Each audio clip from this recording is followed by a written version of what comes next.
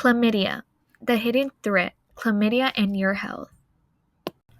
Let's learn about chlamydia.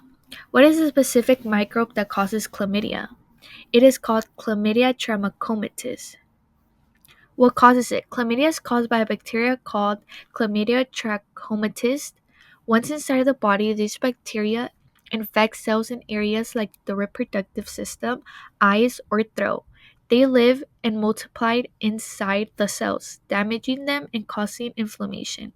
This can lead to symptoms like pain, discharge, or swelling.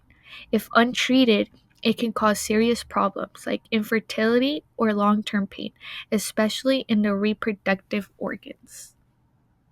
How is the disease transmitted? You can get chlamydia by having unprotected sex, whether it's vaginal, anal, or oral, with someone who's carrying the infection, even if they don't look or feel sick.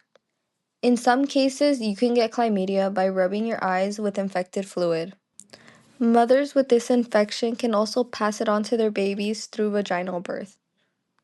What are some symptoms to be aware of in females? If you have white, yellow, or gray discharge that may smell, having painful intercourse, as well as bleeding in between your periods.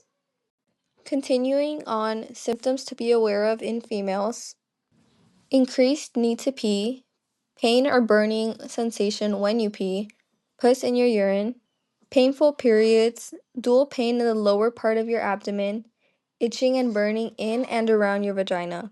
If you have any of these symptoms after unprotected sex, please consult a doctor. Now, what are some symptoms to be aware of in males? If you have mucus-like or clear watery discharge from genitals, or pain/burning sensation when you pee, please be sure to notify a doctor as soon as possible. How can we prevent chlamydia? Chlamydia spreads through sexual fluids like semen, precum, and vaginal fluids. The only sure way to avoid it is to not have any kind of sex, vaginal, anal, or oral. But since that's not realistic for most people, using protection like condoms is a smart move. Moving on to who is more at risk, well, any person who is sexually active is at risk of chlamydia. Young adults, especially those ages 25 and under, and individuals with new or multiple sexual partners are at a higher risk. So, how can chlamydia be treated? How prevalent is it in SF, and how to prevent it? To begin, the main treatment for chlamydia are antibiotics for both the individual and their sexual partner or partners. More specifically, the antibiotics used to treat chlamydia are often doxycycline and azithromycin. And while chlamydia is a prevalent sexually transmitted disease in SF, according to the SF City Clinic, there has been a decrease in cases reported between 2019 and 2023.